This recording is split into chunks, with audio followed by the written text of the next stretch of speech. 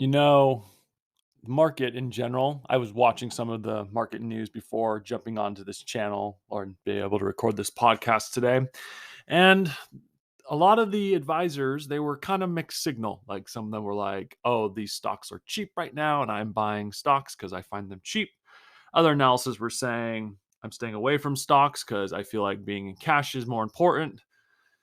This market in general is just going to continue to get crazy. And the pros are struggling to figure out what the heck is going on. And if the pros are struggling to figure it out, well, then the average investor might not be able to figure it out as well.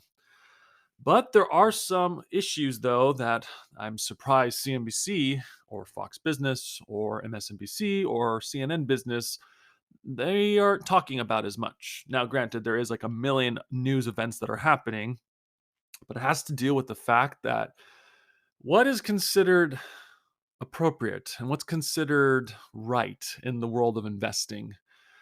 Special interests sometimes take things into their own hands. And that's some articles that we're going to be able to talk about a little bit today. But before we get into those articles, first thing we've got to be able to talk about Harley Davidson will spin off electric motorcycle division in a 1.8 billion SPAC merger. Biogen is in trouble right now because Biogen has to pay 90 million to settle allegations it paid doctors kickbacks to prescribe multiple sclerosis drugs. The SEC finds Oracle 23 million, says the company bribed foreign officials for business. That's going to be a fun one to read. Facebook is also in the news as well today, with Facebook saying they're taking down political influence operations from China and Russia. And the only thing I have to say about Facebook is they seem to do this right before big elections, never leading up to it. I mean, the midterm election is coming up, but they tend to be a little behind the game sometimes when it comes to banning these accounts.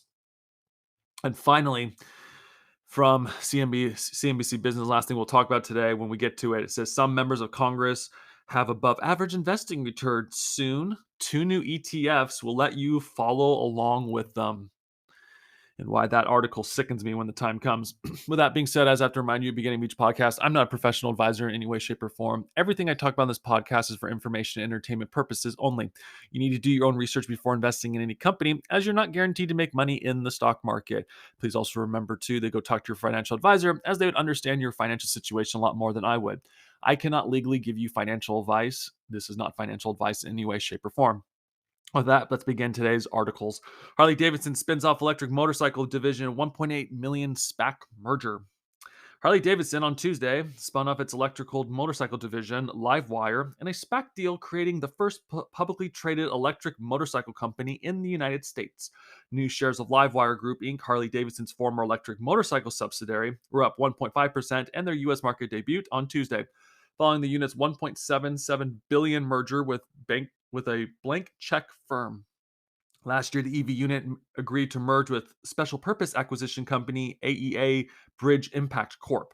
Shareholders of AEA Bridge approved the merger last week, even as investors are growing more cautious about blank check companies with a record number of SPAC liquidating in 2022 amid surging interest rates and market volatility. The acquisition was originally expected to close in the first half of the year. Harley released its first electric motorbike, the Livewire, in 2019 before deciding to relaunch the bike as its own sub-brand, hoping to recoup lost market share as the company's core baby boomer customer base grows older and interest in motorcycle as a recreational activity fades. The Milwaukee-based company is seeking to become more competitive with other electric motorcycle manufacturers. Livewire has one EV bike pricing around beginning at $16,999 and another at $22,799. Harley Davidson's will hold the majority ownership of Livewire with a 74% stake. Makes me wonder if Wall Street's going to be talking more about electric bikes going forward. This is the first one, as they've mentioned. But I don't know if electric bikes will become a big thing. I mean, they kind of are with the younger generation, especially the kids who I sometimes get to see, who I coach volleyball at a high school level at. And I've noticed that they do like to ride around those electric bikes, at least the ones that the kids can ride on the sidewalks, not like the actual electric bikes. So maybe that's what Harley Davidson is banking off, is the fact that that trend is happening with the younger generation, and that maybe they'll be able to get more profits in the future. since motorcycles aren't a thing anymore. So it's going to be very interesting to see if Wall Street can keep talking about the electric bike makers, since that is all that's talked about is electric cars. But then again, maybe in California, electric bikes will become a thing, since apparently all gas-powered vehicles are being banned soon. So continuing on with the ethical issues, Biogen to pay $900 million to settle allegations it paid doctors kickbacks to prescribe multiple sclerosis drugs. Biogen will pay $90 million to settle a lawsuit that alleged the company gave doctors kickbacks to encourage them to prescribe its drugs, the Justice Department announced Monday. A former Biogen employee turned whistleblower, Michael uh, Bodunek, sued the pharmaceutical company in 2012 on behalf of the federal government under False Claims Act. It's Biogen paid kickbacks to doctors in the form of speaking fees, consulting fees, and meals from 2009 through 2014 to encourage them to prescribe the multiple sclerosis drugs. The alleged kickbacks resulted in false claims to Medicare and Medicaid for the prescription of Avonex, Tysabri, and Tesfidera, according to the Justice Department. Biogen will pay more than $843 million to the federal government and $56 million to 15 states to settle the case. And the person who is suing will receive about $250 million of federal proceeds, according to the Justice Department. The settlement announced today underscores the critical role that whistleblowers play when com- yeah, when completing the United States use of False Claims Act to combat fraud affecting federal health care programs. Sorry for the misspeak there.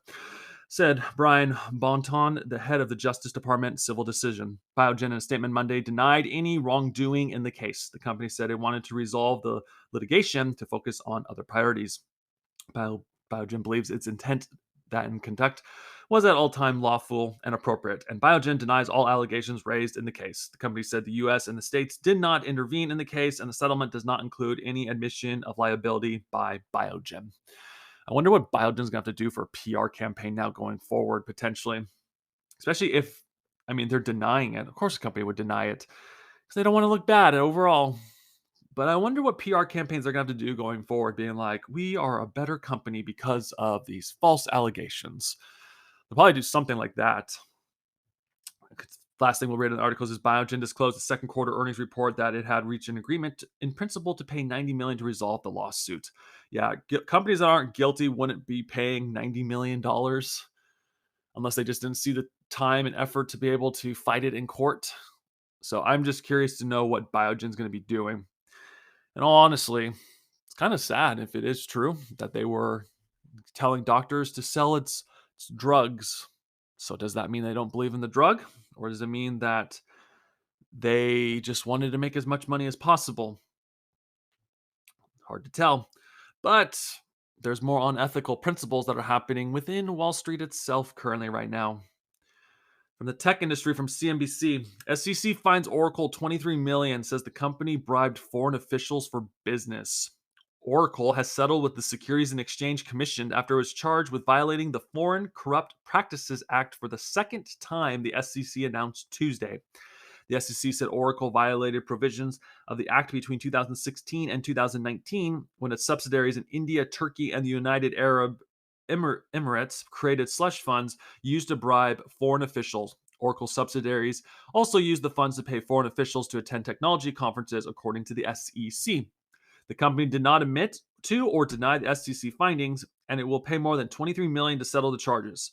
Quote, the conduct outlined by the SEC is contrary to our core values and clear policies, and we identified such behavior. We will take appropriate actions, said Oracle Corporate Communications Vice President Michael Egbert.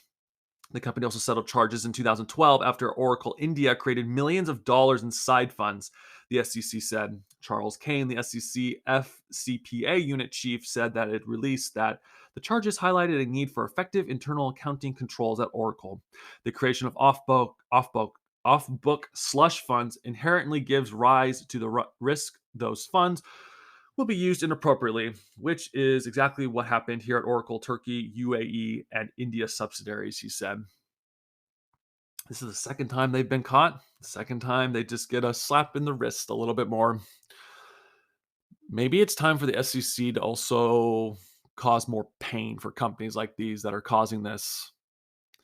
We'll get into more details about why probably they won't go into later, but it's really sad when these companies have these issues and Wall Street's not talking about them.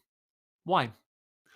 Might be that a lot of Wall Street in general has investment in these companies and they don't want to cause a panic within Wall Street because they don't want to lose their potential gains they've been getting in these companies. But at the same time, it's just the world we live in, I guess, where a lot of things just go swept under the rug because there's no foul, no play. I guess that's what they're looking at. But these companies should be fined a little bit more, and they should be held a lot more accountable. Maybe, and the thing is too, what I'm surprised is, I think people should end up getting fired from both of these instances with both Biogen and Oracle. I think there needs to be an investigation taking place for these companies, and they need to figure out what caused these people to do what they had to do, and then those people need to be fired. If you want a more ethical and moral society, these are things that have to be done in order for it to work. Without it, society has no nothing to really stand on in general. Continuing on, before we get into our final article today, in the tech sector from CNBC, Facebook takes down political influence operations from China and Russia. Now, I'm surprised this isn't a little bit more bigger news since there is midterm elections coming up within the United States. So maybe it's not affecting the United States as much, but it might also affect the United States midterm elections too. Facebook parent company Meta said it took down two unconnected networks of accounts based in China and Russia seeking to influence political narratives in the US and Europe.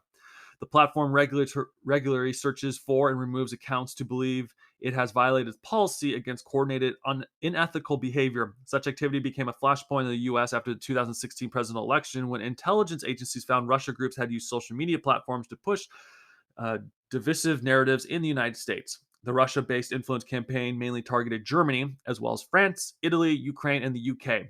Starting in May, a network of more than 60 websites impersonating legitimate news organizations in Europe posted original articles criticizing Ukraine and arguing against Western sanctions on Russia. Meta said the group would promote the articles and original memes and YouTube videos across platforms including Facebook, Instagram, Telegram, Twitter, and Change.org, it added.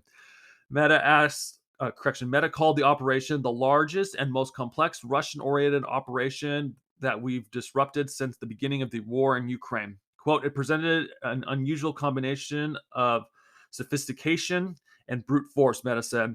The spoof websites and the use of many languages demanded both technical and logistic investment. The amplification on social media, on the other hand, relied primarily on crude ads and fake accounts. Meta said the group would create new websites even as it blocked the original domains throughout the investigation. The pages operated across several different languages, and their posts were originally amplified by Russian embassy Facebook pages in Europe and Asia. Still, Meta said that most of the accounts were detected and removed by its automated system before it even began an investigation.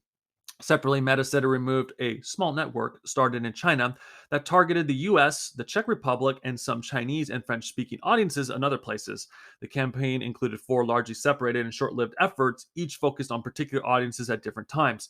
Between the fall of 2021 and mid September of 2022, Meta said. In the US, China based operations targeted people on both sides of the political spectrum, Meta said, and was the first Chinese network focused on US domestic politics that it disrupted ahead of the 2022 midterm election. In the past, the company said Chinese influence campaigns it disrupted would usually focus on criticizing the US to audiences in other countries. The campaigns in the Czech Republic pushed anti government narratives, Meta said, targeting the state support of Ukraine, Meta said. Each campaign including about half a dozen accounts and posted during work hours in China, and few people actually engaged with posts. You know, there's a YouTuber named Tim Pool, and I used to not believe him when he used to say this, that when war's been happening now, one part of war is psychological warfare now. It really is.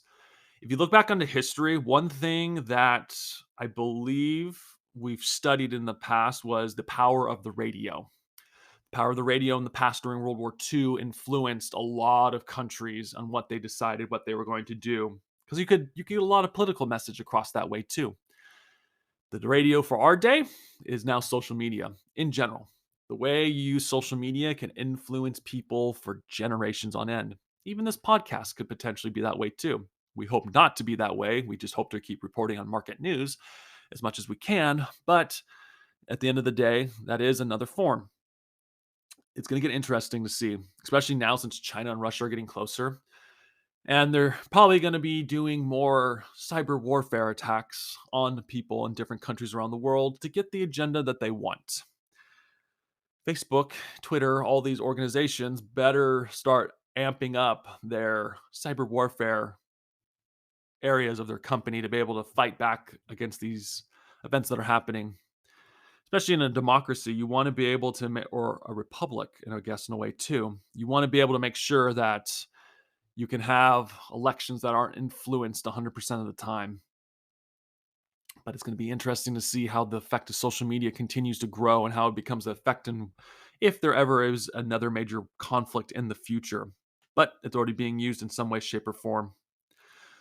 Speaking of morality, last thing we'll talk about, going back to that subject, and this is one thing that really irks me. Let's take a trip down memory lane real quick. One of the things that was hampered hard on former President Trump when he was going into office was his real estate empire, because his real estate empire affects the entire world.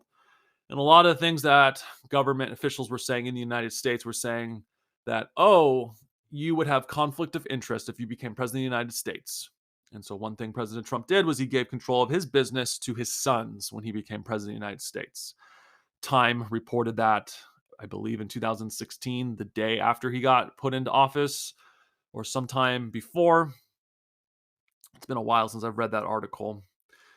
But what I find very interesting now is what Wall Street is willing to accept currently right now. From CNBC, some members of Congress have above average investing returns. Soon, 2 new ETFs will let you follow along with them. If you can't beat them, join them seems to be the unofficial mantra of 2 new exchange trade funds, or ETFs, recently filed as a way to track the trading of the U.S. congressional members and their families. Suburban Capital filled a Form N-1A on September 15th to establish 2 new ETFs that will follow exactly how Democrat and Republican members of Congress are trading. Subversive Capital is working with Unusual Whales, a retail trading tool for individual stocks, options, and crypto, to provide data for the ETF.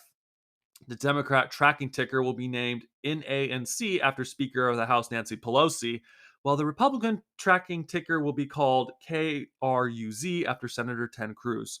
Recently, the subject of congressional members trading stocks has raised questions regarding the potential for insider trading and conflicts of interest. Yeah, we just spoke about how Trump was supposed to have conflict of interest when he was a president with his real estate. I'm glad CNBC is at least admitting it here. Leading to the introduction of legislation that would restrict those in Congress from being able to buy and sell individual stocks. Until that legislation is passed, though, you will soon be able to bury your own investment dollars into following their trades passively once the new ETF are released. Here's what you need to know about the political implications of the congressional stock trading and the new ETFs that are being created to track it. Rules of the congressional stock trading. According to the Stock Act, which was passed in 2012, members of Congress are required by law to file any stock trades with the Securities and Exchange Commission within 45 days. Unfortunately, this provides little value to everyday Americans since the markets can change drastically from the time when a member of Congress enacts a trade to when it becomes publicly available. The fines for not abiding by the rules are also negligible compared to the major stock trading profits being made. Just $200 for first-time offenders. $200, wow, for first-time offenders? Yeah, that needs to change. Over the past 10 years, members of Congress have received major scrutiny for using their position of power for their own profit during the historic bull market. Jacobin, a popular left-leaning magazine, even labeled Representative Pelosi as the 2021 Wall Street Trader of the Year. As much as there are valid points being made for government officials to be involved in the markets, Andrew Lotz, Director of Federal Policy at the National Taxpayer Union, argues that there shouldn't be considered average participants for 2 reasons. Because they have access to privileged information, and because their policy proposals and decisions have their ability to move such markets. As a result, legislation is currently in the works to ban members of Congress from trading individual stocks. a move that has gained bipartisan support, but now those in Congress can still buy and sell stocks at their pleasure, and it's possible for you to get into potential profits as well.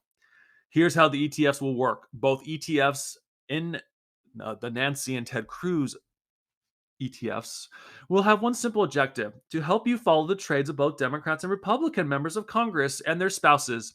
The actively managed funds will track their trades based on public filings, which are required by the aforementioned Stock Act. Because these are actively managed exchange trade funds that require constant buying and selling, the ETF will charge investors a 1% management fee. That's quite pricey compared to passively managed funds such as Vanguard S&P 500 ETF VO, which charges a fee of just 0.03% to participate. Each ETF will have between 500 to 600 individual stocks at a time, with lawmakers and their family members ranking up an estimated 355 million worth of stock trades in 2021, according to the article by Market Watch. It appears that these funds will be regular shifting their stock positions.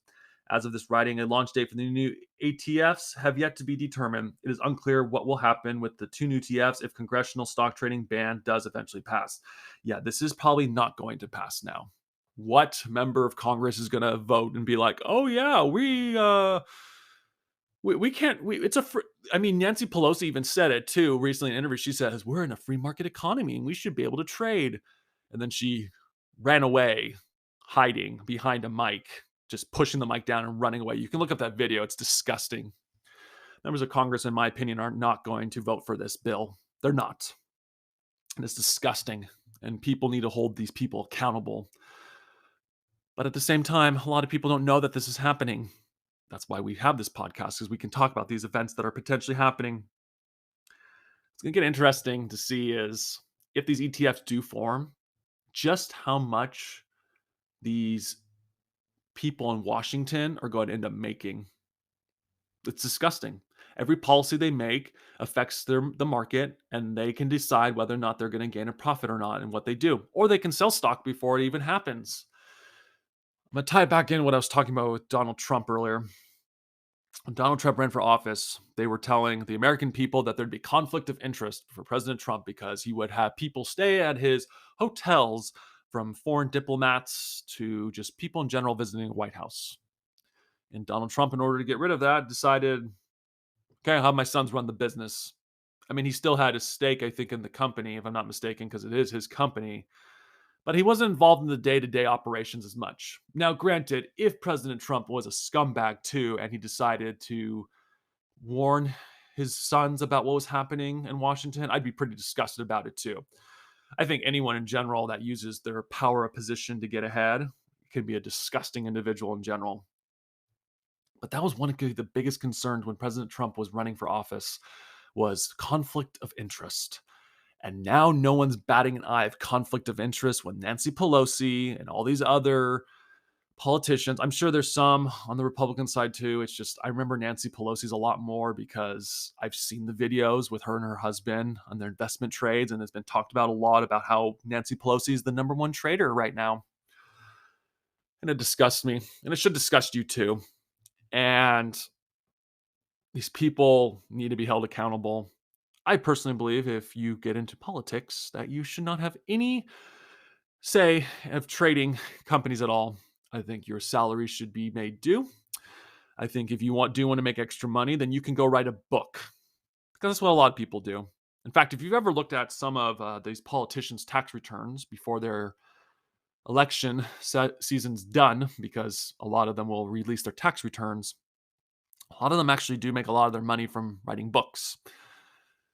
But then again, we also don't know everything behind the scenes. I remember looking once at Bernie Sanders and I think it was Joe Biden, and they had written a book, and they made a lot of their money based off the book that they had written on their tax returns. Yeah, I'm that guy. I looked into the tax returns because I had a suspicion about how they were making their money, because things just were not adding up. Still have a suspicion, still need to look at other returns in the future to get a better conclusion, but it is something that needs to be talked about more. And of course, Wall Street isn't talking about this, but Nancy Pelosi and all these politicians will keep making loads of money. If you don't have a soul, I guess you would get into these ETFs. I mean, there's a whole trading group that does it based off what the politicians do. So, but That's for you to make a decision. This isn't financial advice. With that being said, fellow podcast listeners, thank you so much for listening to today's podcast. I hope you have enjoyed it. I ask that you please like and subscribe and share this podcast with as many people as possible, as I think the word of what's happening with this ETF needs to be spread. And I think that people need to know that these ETFs will exist, and people need to be reminded that politicians, they're making a lot of money based off their trades that they do. And the laws that they pass will determine what happens to certain companies' stocks. And these people need to be held accountable in some way, shape, or form. With that being said, fellow podcast listeners, thank you so much for today's podcast today.